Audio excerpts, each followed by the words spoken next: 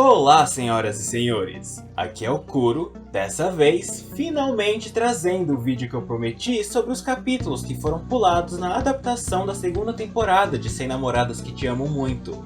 Eu gostaria de começar avisando que eu não vou comentar os acontecimentos dos capítulos em detalhes, principalmente porque a maior parte deles são piadas, e que esse vídeo todo tá mais pra um resumo desses capítulos do que qualquer outra coisa, ok?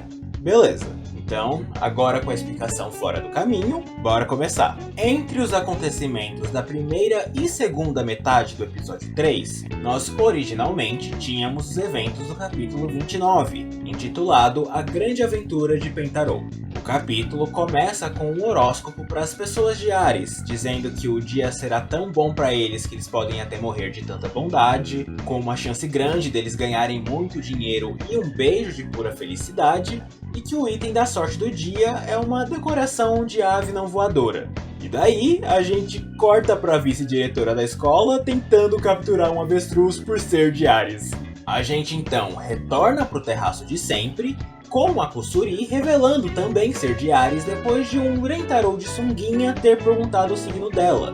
E nisso, a Kusuri introduz o chaveiro do Pentarou, protagonista de um anime infantil e que coincidentemente tem um nome e sobrancelhas parecidas com o nosso querido Rentaro e que foi referenciado umas 2 vezes no anime. E daí, a Kusuri começa a brincar com o tal chaveiro, iniciando assim a tal aventura de Pentarou do título do capítulo, e envolvendo todas as meninas da família na brincadeira dela. A Shizuka se torna uma montanha e seu livro um pássaro gigante no qual o Pentarou pega carona, o que nos agracia com essa cena super fofa da Kusuri e Shizuka.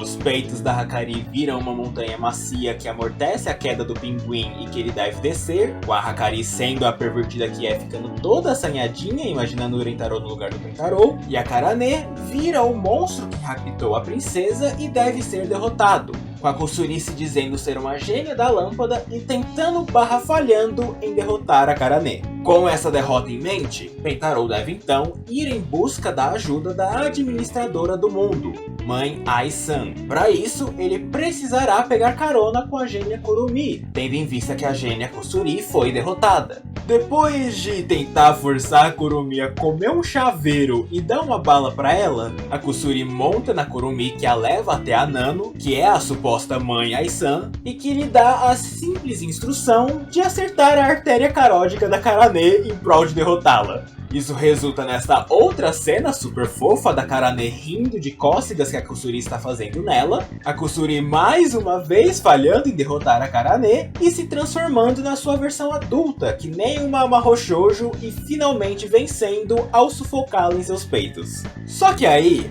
agora que o corpo da Kusuri tem 18 anos, ela fica envergonhada demais para continuar brincando, o que por sua vez envergonha a Shizuka por ter participado entusiasticamente mesmo tendo 15, e a grande aventura do Pentarou entra em uma pequena pausa até que a Kusuri volte à sua forma criança.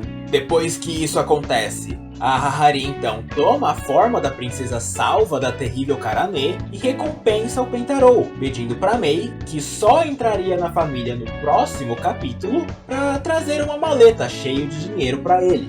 Mas infelizmente, uma rajada de vento leva tanto o dinheiro como o Pentarou voando, com a Kusuri saltando do terraço para resgatá-lo e só não caindo graças ao Rentaro, que prestou muita atenção ao comentário de que os indivíduos de Ares podiam morrer hoje, e que, com a ajuda de seu item da sorte do dia, sendo este uma roupa de banho escolar justa, foi capaz de salvar sua namorada. Como agradecimento, a Kusuri então tem seu beijo de pura felicidade com o Rentaro, e terminamos o capítulo com a vice-diretora sangrando no chão depois de ser chutada pelo avestruz. Então, tá aí. Agora vocês sabem que pinguim é esse, e a origem da abertura de anime infantil que a Kusuri canta no episódio do karaokê. Eles são referências diretas aos acontecimentos desse capítulo aqui. Agora, indo direto para entre os episódios 9 e 10 do anime, nós temos os acontecimentos de um capítulo que eu pessoalmente não curto muito, sendo este o capítulo 44, intitulado Eu Quero Comer Sua Língua de Boi. O capítulo começa com a família estranhando o porquê da Kurumi aparentemente estar evitando comer junto deles, e indo indagar com ela se tem algo rolando. A mesma então explica que, devido a um filme que ela viu, a mesma agora está com desejo pelo sabor de um beijo de língua. E como ela fica mal-humorada sempre que está com desejo por algo, ela escolheu manter a distância do pessoal. O lance é que, como ela sabe que o Rentaro tanto não quer apressar as coisas desnecessariamente quanto dar tratamento especial para nenhuma das garotas, a Kurumi não se sente no direito de pedir um beijo de língua dele só para suprir seu desejo. Nisso, lá vem a Hahari sendo Hahari e oferecendo o beijo dela no lugar. A Kurumi quase aceita, e depois de umas conversas sobre tomates, o Rentaro pensa num plano para resolver esse dilema e chama a Kurumi para um encontro. Eles almoçam num restaurante italiano, caminham pela cidade de mão dadas, e o Rentaro oferece dar o beijo de língua que a Kurumi está tanto desejando. Indo para um hotel para terem um pouco de privacidade, os dois começam a se beijar quando são interrompidos por um apagão, e então finalmente tem o suposto beijo de língua. Só que aí nos é revelado que, na verdade, quem tá beijando a Kurumi nesse momento é a Hahari, que está usando projetores para aparecer com o Rentaro, trocou de lugar com ele no momento do apagão e também almoçou no restaurante italiano para que os gostos das bocas dos dois fossem a mesma, tudo no intuito da Kurumi não perceber nada. E ela não teria percebido nada mesmo. Isso é, caso a Hahari não tivesse se empolgado demais e quebrado a ilusão, com a Kurumi feliz deles terem pensado num plano para poder acabar com a vontade dela, mas ao mesmo tempo justificadamente afetada por ter sido aproveitada pela Hahari. O resto das meninas então se revela, dizendo que, para se certificar que a Kurumi não seria a única a viver com o peso de ter sido beijada pela Hahari, todas elas fizeram um esquema, onde a Hahari também beijou de língua uma delas sem poder ver quem foi, enquanto nenhuma delas pôde ver o ocorrido, o que significa que efetivamente todas elas podem ser vítimas da Hahari, e portanto compartilham da mesma dor que ela, com o mangá depois nos revelando que a vítima de fato foi a Hakari. Assim, a família Rentaro novamente se conecta com laços mais espessos que sangue, o capítulo termina e eu sinceramente tenho que explicar o porquê de eu não gostar dele. Tipo, normalmente eu consigo relevar e achar graça nas piadas que envolvem a Hahari, justamente por elas tenderem a não passar de insinuações e reações da mesma. Mas eu sinto que tudo que esse capítulo faz é ferir a personagem dela e do Rentaro por ter sido quem pensou nesse plano. Um dos poucos momentos durante os mais de 200 capítulos dessa obra em que eu simplesmente desgosto das ações dele. Então, eu pelo menos não me incomodei nem um pouquinho desse capítulo ter sido pulado na segunda temporada.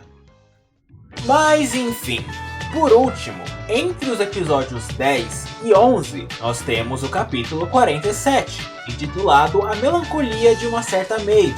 O que, é claro, significa que agora é hora do tão necessário tempo de tela da minha querida Mei. O capítulo começa com uma Mei suspirando por estar aflita devido a toda a felicidade que está sentindo atualmente. Pois para ela, como alguém que teve sua vida salva pela Hahari, quanto maior a felicidade em sua vida, maior é sua dívida com a mesma. E a este ponto ela já não sabe mais como retribuí-la.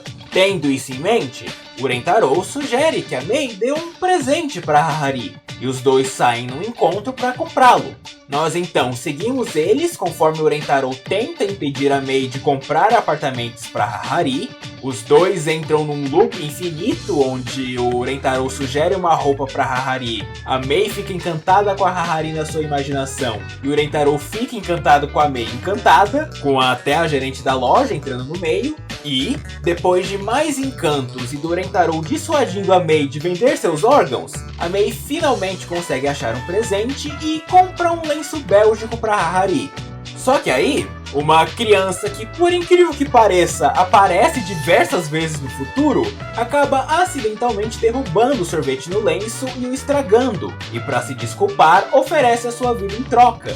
Com os dois a acalmando, o Rentaro planejando ir até a Bélgica para poder comprar outro, e a Mei o impedindo por ter uma ideia de presente melhor.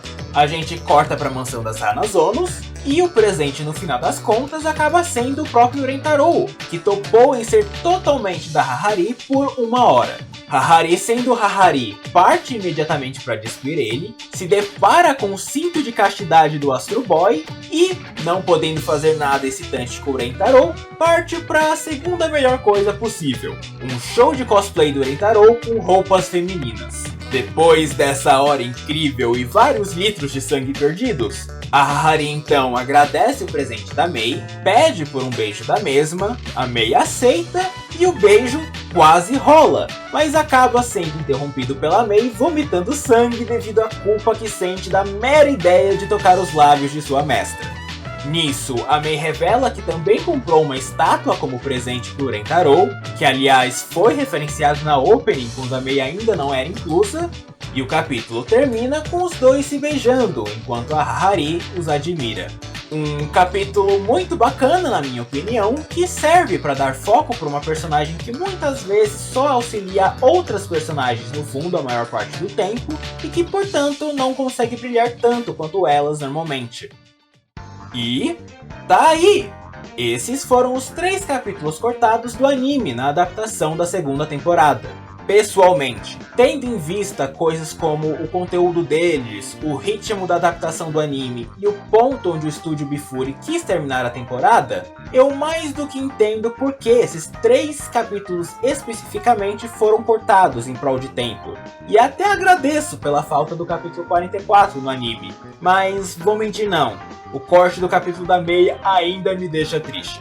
Mas, e vocês? Curtiram o vídeo? Se sim, deixem um like e se quiserem, se inscrevam no canal para possíveis futuros vídeos de Sem Namoradas que te amam muito.